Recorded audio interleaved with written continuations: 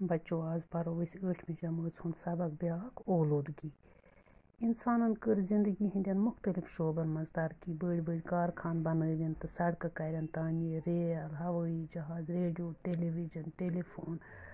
computer internet जंगी हथियार करन तैयार पन्ने आसइश तो आराम खतर बनोवन रंग रंग सामान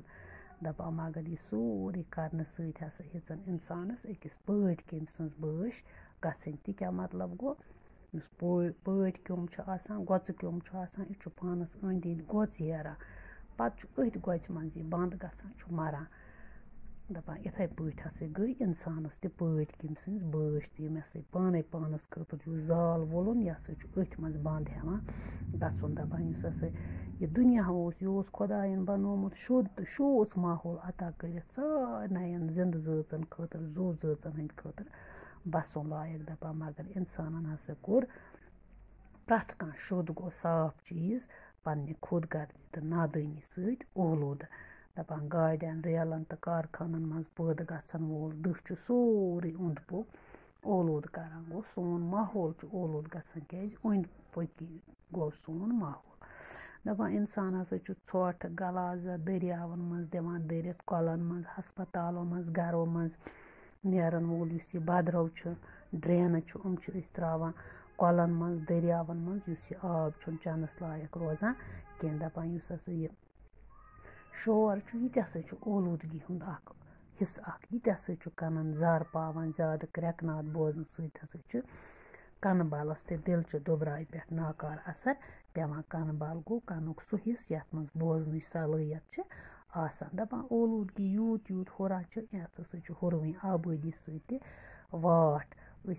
पन्ने योत ऐश आराम हासिल करने मनमानी पन फर्ज मशरावान दपान माहौल आलूदगी हुरन सत हसा प्रथ कंस नुकसान लूख हसा किस्म किस्म बेमारियन मज हेन सीनच बेमार कांबल अंद्रमन हज बेमार दह खुद दह हुरान तो आम सपदान दपान आफ्ताबस तो यथ सान जमीन दरमियान हसा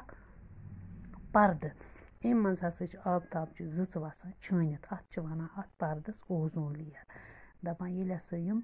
अत हेतमत व गद गम ओलूदगी सत दपान यमो मज हसा यह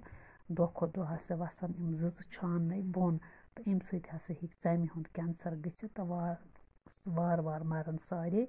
जू जल दपान ओलूदगी हुरन सत हसा वोत आबी यम आबस मज जू जज तिमन ते वोत नुकसान